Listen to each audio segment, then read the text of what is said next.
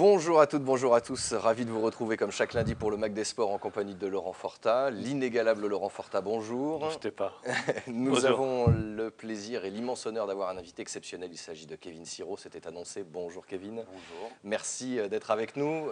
Vous profitez de quelques jours de repos en Berry après des championnats du monde un peu éprouvants, on va en reparler juste après. Un peu de repos bien mérité pour le coup. Oui, effectivement. Après bon championnat, on revient se ressourcer dans le Berry. Dans le Berry, fidèle à vos racines. Oui, mon cher Laurent. il a fait le tour du monde, il a fait tous les continents et donc il revient nous voir dans son terroir, ce qui prouve que il sait toujours d'où il vient et ça c'est très bien. Et on est très content de le voir et il nous a emmené une belle surprise là sur le plateau. On n'a pas l'habitude de voir un maillot de champion du monde, hein, Vincent? Alors vous nous le présentez Kevin, Oui, le bien maillot sûr. et la médaille. Les deux, un beau maillot de champion du monde et la belle médaille qui va avec. Donc ça c'est tout frais. Hein. C'était Oui, les dernier récents, championnat c'était du monde. aux Pays-Bas. C'est la vitesse par équipe. Donc le principe c'est ça, vous avez chacun votre maillot, chacun votre médaille quand même. Tout à fait, c'est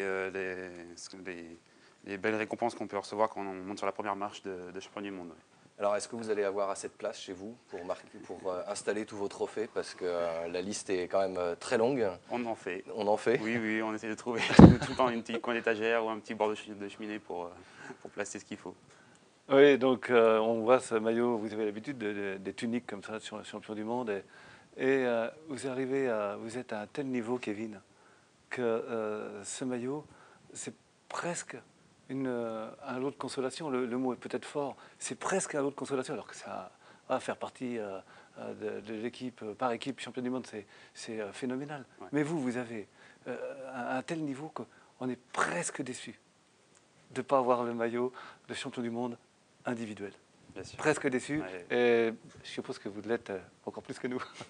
Mais effectivement, ouais, j'ai beaucoup travaillé cette saison pour atteindre ce maillot, les deux d'ailleurs, parce que c'est un objectif. Mais on se console avec celui-là et on s'aperçoit qu'il faut encore travailler et l'année prochaine, ce sera la bonne. Oui, on va rentrer tout de suite dans le vif du sujet, Kevin, parce que vous êtes très bien élevé, c'est super. Et C'est donc, indéniable. voilà, vous dites qu'il faut travailler, ça c'est le Kevin, voilà, altruiste.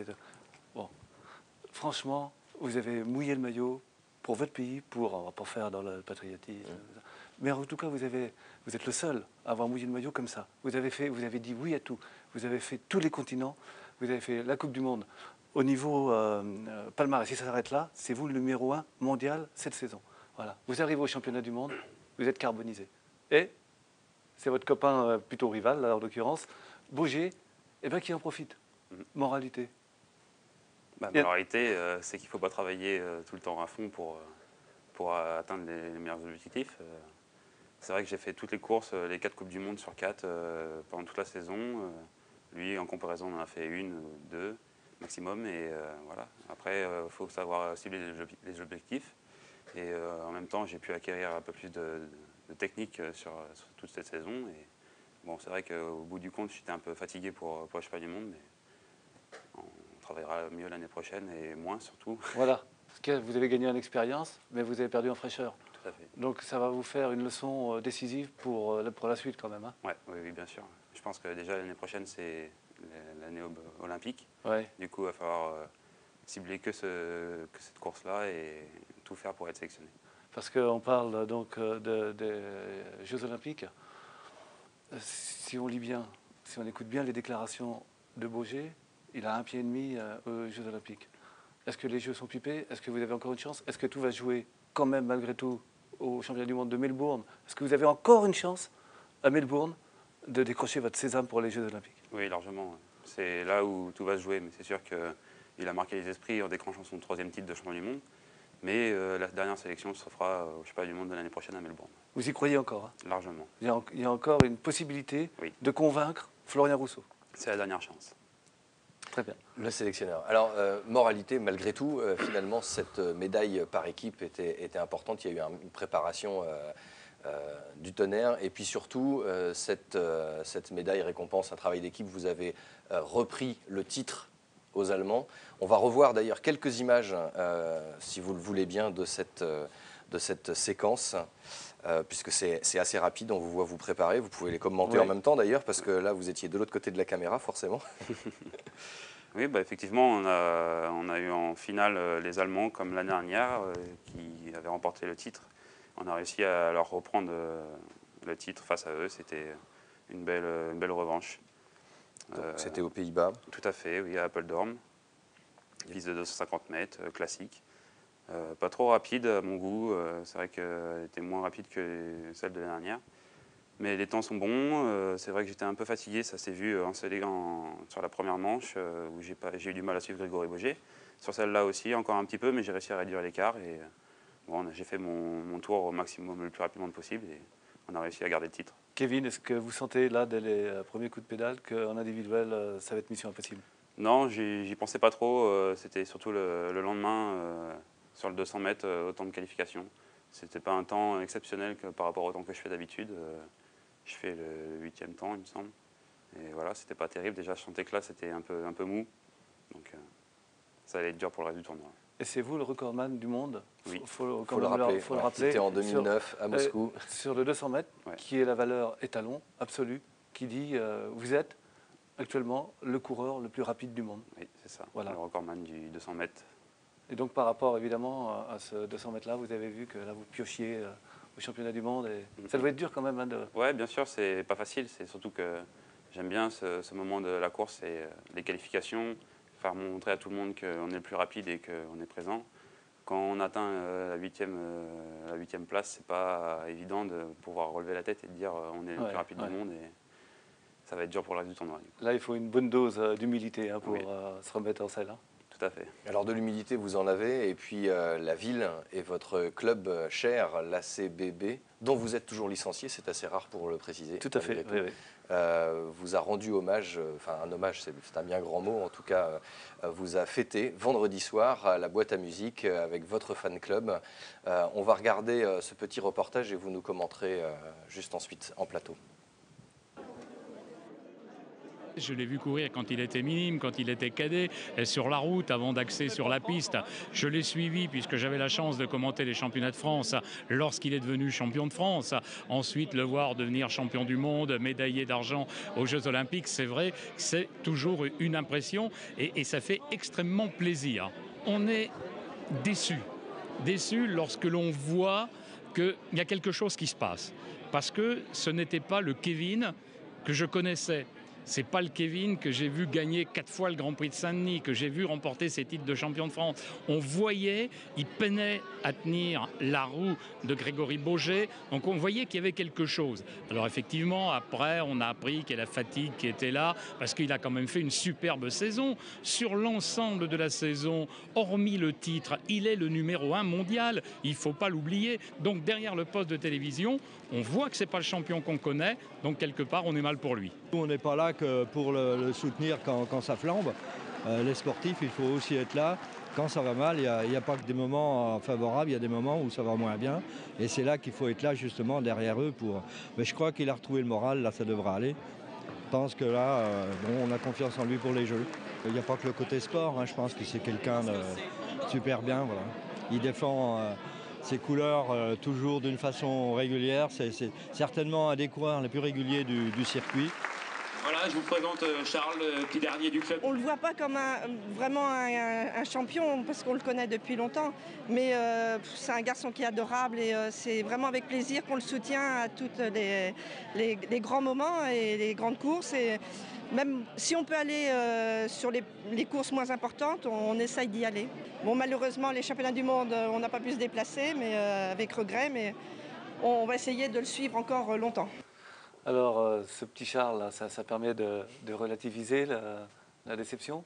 Ouais, non, c'est complètement différent. C'est vrai que c'est un autre bonheur. Et je suis fier d'être papa depuis le mois de décembre dernier. Et c'est vrai que ça encourage beaucoup pour pouvoir aller chercher encore d'autres victoires. Alors, aller chercher d'autres victoires, c'est... Je m'excuse, Kevin, on va reparler de Boger. Votre sentiment sincère sur Grégory Boger, parce que voilà, vous avez encore une fois une bonne éducation. Et quand on lit les propos de Boger, parfois on sent un petit peu de morgue, un petit peu de suffisance ou d'arrogance.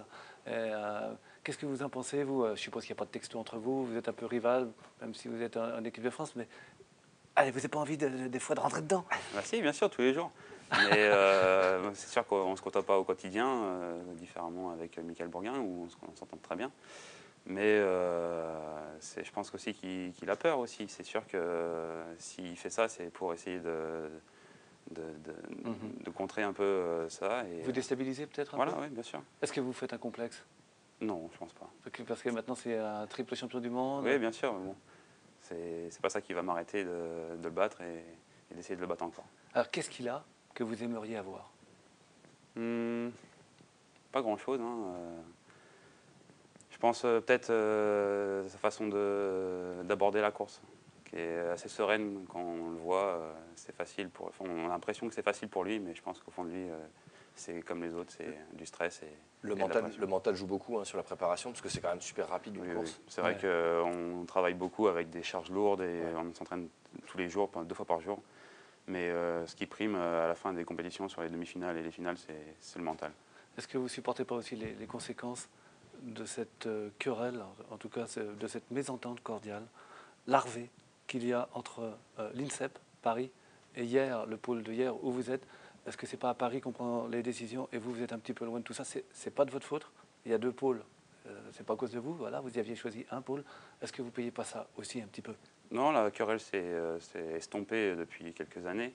Mais c'est vrai que le sélectionneur, Florian Rousseau, est à Paris. Il ne prend pas parti, je pense, quand les résultats sont là. Mais il faut quand même se battre et prouver qu'en bas aussi, hier, on est encore présent et on a encore un pôle stable. Et puis alors, vous avez une actualité étonnante, Kevin. Vous êtes un champion, on le disait la semaine dernière, de classe mondiale. Et vous étiez, alors peut-être ça s'est arrangé ces dernières heures, encore au Pôle emploi, au niveau de votre contrat. C'est hallucinant qu'un champion qui représente son pays au championnat du monde soit au Pôle emploi. Qu'en est-il? J'en suis toujours au même point, toujours Pôle emploi. J'ai reçu un mail de Cofidis comme quoi le contrat arrivait dans le courant de la semaine. Du coup, j'attendrai et je vous donnerai des nouvelles pour la suite. Oui, parce que ça fait un moment qu'il va arriver. Hein. Oui, ça fait depuis le mois de janvier. Et vous n'êtes pas amer par rapport à tout ce que vous avez fait? C'est sûr que d'attendre ce contrat me fait des tracas en plus, c'est sûr. C'est des choses à penser en plus, mais on essaye de passer outre et de se concentrer plus sur les compétitions que sur ça. Il faudrait créer un pôle à Issoudun, en fait, à mi-chemin entre Paris et hier. Ça serait peut-être la meilleure solution. Ouais, ou même un pôle régional. Roger Hervouet, sélectionneur de l'équipe de France. Roger, moi je milite pour que Roger soit sélectionneur. Là, vous allez aux 3 prochaines Olympiades. Kevin, est-ce qu'il vous reste un peu de temps pour suivre le reste de l'activité sportive, en Berry notamment? Oui, bien sûr. Bon, le football, la Ligue 2, la Berrichonne. J'essaye de suivre de temps en temps la Berrichonne, oui, de voir les résultats qu'ils font. Alors vous n'êtes pas sans savoir qu'elle se déplaçait chez le leader Ajaccio vendredi soir et puis qu'elle est revenue, Laurent, avec un bon point, un bon match nul, après un match assez difficile, tendu, une expulsion. C'est un excellent point ramené du maquis. Je vous signale quand même que Châteauroux est souvent capable du meilleur ailleurs et parfois du pire à la maison. Elle a perdu contre Vannes l'avant-dernier, la dernière fois à Gaston Petit. Et là, du coup, elle a rectifié le tir. On va regarder quelques images de cette rencontre vendredi soir en terre corse que vous allez nous commenter. Oui, donc Ajaccio qui traînait son maillot jaune, Kevin, là, pour la première fois de la saison, en tête de championnat. Et tout commence mal pour Châteauroux avec Lannes qui frappe, Bouchard qui remplace Fernandez, qui détourne, et c'est Socrier, l'ancien Berrichon, qui a vu qui ouvre le score. Pire pour Châteauroux, Grange est expulsé sur ce mauvais geste. Mais à 10, eh bien, Châteauroux va faire l'impossible. Dupuis décale Haddad, poum! Et c'est le but de Haddad, le maître passeur qui devient buteur providentiel. C'est génial pour l'anniversaire de Tolo. Voilà, mais ça fait du bien pour Châteauroux. Vous nous l'aviez fois 10. Ça fait du bien pour Châteauroux, eh bien, qui finalement porte son avance à 6 points face à Metz. On pensait que Châteauroux allait perdre des points par rapport à ses rivaux. C'est tout l'inverse. C'est une Berrichonne insaisissable, comme vous parfois Sylvain. Et alors vous avez parlé de Vincent Fernandez qui était forfait la veille. Il va mieux, on l'a vu samedi, ça va mieux, ça devrait reprendre assez vite. Alors cette belle frappe de Rudy Haddad, servie par Dupuis, c'était un duo qui avait déjà fonctionné. On va l'écouter, Rudy Haddad, on va écouter Didier Tolo, leur réaction recueillie le lendemain au décrassage à la Tremblère, au centre de formation. On a eu plein de choses sur ce match. On perd Vincent la veille. On a Alex qui le remplace. On a une expulsion. On est mené sur la première occasion d'Ajaccio. Oui, on a subi, mais on savait que Ajaccio, c'est pratiquement un sans faute à domicile. Donc la performance de ce groupe-là sur la deuxième mi-temps est importante parce je viens de le dire, on aurait pu s'écrouler, on n'a pas fait, on est même revenu au score et on prend un très bon point là-bas. Donc maintenant, pour la suite, c'est bien. Maintenant, on a Nantes à domicile et on a Tours. Il faudra être beaucoup plus performant dans le jeu qu'on a été notamment contre Vannes. Maintenant, on a 8 jours pour penser les bobos parce qu'il y en a pas mal. On va voir comment ça va évoluer dans la semaine et puis attaquer ce match comme on a pu, évoluer en deuxième mi-temps, mais il ne faudra pas attendre d'être 10. Et on avait quand même bien débuté le match, on avait réussi à faire quelques actions, même si on était en difficulté sur coup de pied arrêté. Après, c'est vrai qu'il y a l'expulsion il y a le but et il y a l'expulsion qui nous fait mal. Après, ça devient difficile.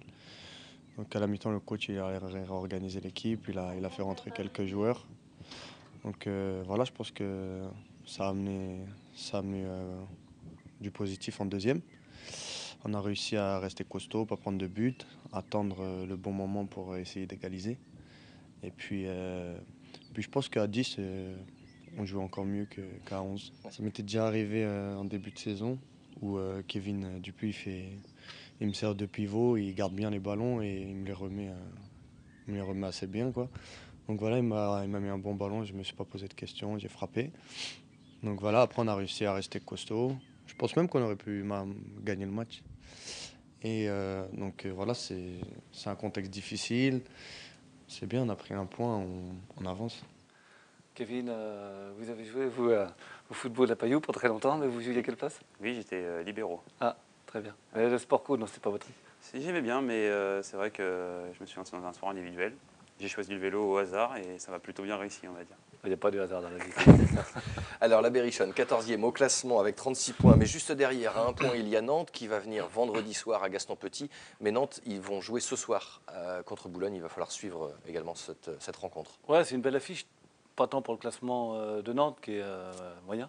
C'est plutôt que Nantes, c'est une histoire, c'est une culture, c'est un musée ambulant du foot. Et voilà, je pense que c'est une belle affiche. Et on va en reparler de Nantes puisque la réserve de la Berry jouait avec la réserve nantaise en quelque sorte en CFA2. On s'intéresse à ce match nul, un partout, qui aurait pu finir en victoire par les Castelroussins. On regarde les images d'Aymeric Le Hénaff que vous nous commentez en direct, Laurent. Oui, donc c'était 2 réserves professionnelles, donc l'assurance d'un beau jeu, ce fut le cas. Dufour fait une faute là d'entrée et c'est Nantes qui commence le plus fort. Imou pour Diop, Diop qui centre au 2e poteau et Luzinga de la tête ouvre le score. Ça commence mal pour Châteauroux mais qui réagit bien sur le côté gauche ici avec Silla qui centre mais Abros rate la cible de peu. Et là sur ce corner, c'est Rivas qui s'extrait de la masse pour égaliser. C'est mérité, Châteauroux poursuit sa pression avec Rakoto Manga qui est agressif sur le porteur du ballon, qui sert Eloi et qui va frapper de loin. Mais le gardien dupe n'est pas dupe de cette frappe et ça continue quand même pour Châteauroux.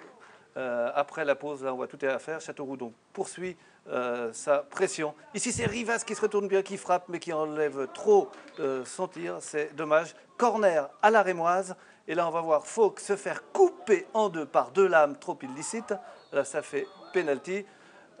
Donc, Fauque, faut qu'il se rachète un tibia. Ça fait mal, ça fait pénalty, ça fait mal. Rakoto Manga va le transformer joliment. Châteauroux mène à cet instant. Et on croit que la Berry a définitivement plumé le Canari.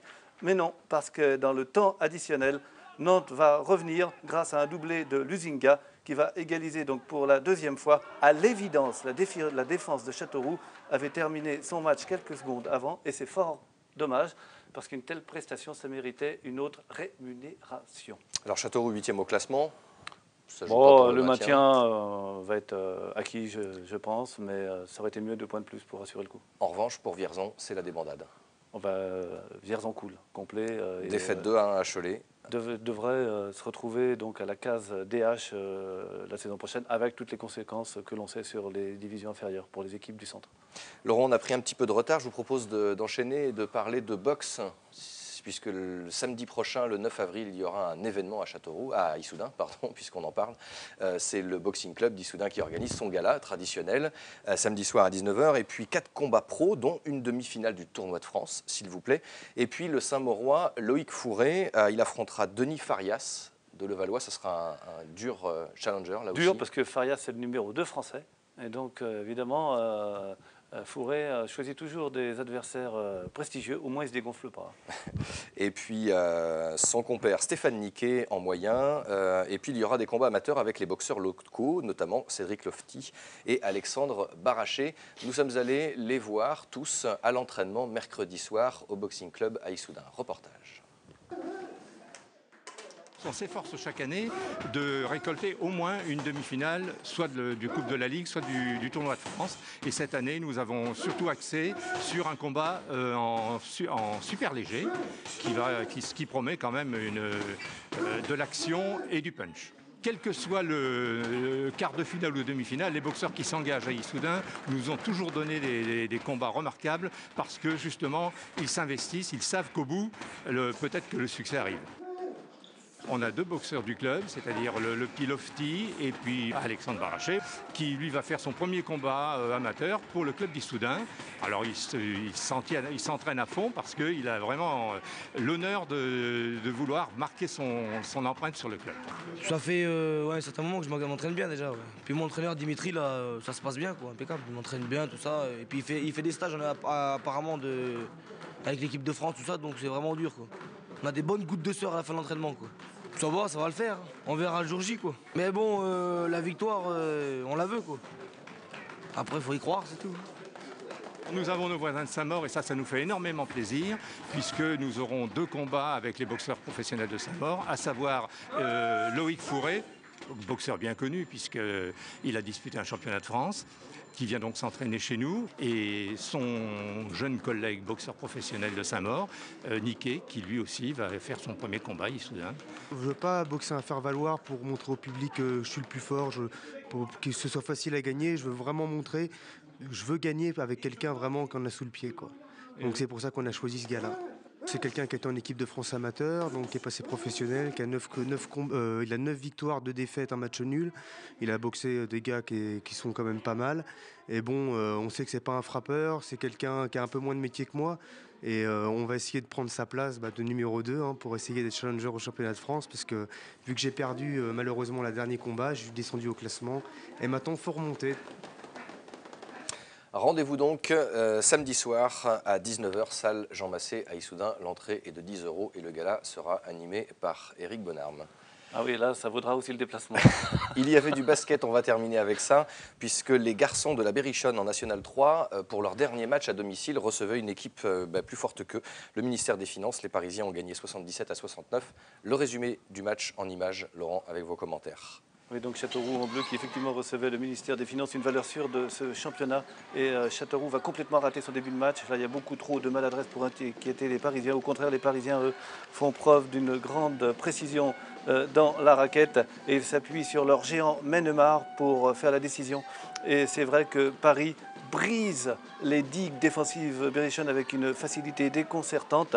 Alors bien sûr, Châteauroux dans sa salle essaie de réagir, notamment avec Tornowski ici qui va secouer le cocotier. Mais ce n'est pas de nature à vraiment inquiéter cette équipe de Paris qui enchaîne les paniers primés. Et à la pause, le passif est de -10 pour Châteauroux. C'est à la fois peu et rédhibitoire face à une telle équipe. Malgré tout, Onis sonne la révolte, là on le voit ici. Puis ce sera Magique Lamine Diakité qui va allier puissance, voilà, on le voit, puissance, percussion et adresse dans la raquette. C'est magnifique et d'autant que Châteauroux commence à refaire son handicap, ils reviennent à 5 points, mais les Parisiens vont doucher leurs espoirs en alignant encore des paniers primés. Châteauroux veut y croire et la lutte fait rage, y compris au sol. Voilà, c'est une fin de match très très physique et malgré tout Châteauroux devra s'avouer vaincu malgré ces derniers paniers de Onis. C'est effectivement la loi du plus fort. Le ministère a géré l'affaire avec efficacité. Châteauroux termine sur une mauvaise note à domicile. C'est dommage parce qu'il y avait un public nombreux et Châteauroux devra se contenter du ventre bien trop mou du championnat. Un mot des filles très rapidement du Poinçonnet en National 2 qui ont fait une belle revanche à Ouistreham en remportant d'un petit point ce match. Là, le maintien est assuré pour elles. Quasiment. Quasiment. Voilà, encore, il faudra un concours de circonstances invraisemblable. Sont, on va dire, en ballottage extrêmement favorable pour le maintien. Et puis un dernier mot pour terminer sur notre gazelle Sandra Guichard. On vous en a parlé. Elle suivait la course du rallye des gazelles. Elle est arrivée à Essaouira samedi après 10 jours de course d'orientation. Au classement, elle termine 9e de leur catégorie. C'est une belle performance. On espère la retrouver en bonne forme. Kevin, merci mille fois d'être venu par chez nous aujourd'hui, lundi. Bon repos et puis bonne chance pour la suite, puisqu'après, il y a les préparatifs pour les championnats de France. Oui, merci à vous et j'espère bien vous retrouver l'année prochaine. C'est gentil, Kevin. On espère aussi. Laurent, vivement lundi. Oh oui. Même endroit, même heure. Chers téléspectateurs, merci de votre fidélité. Excellente soirée sur BIP TV.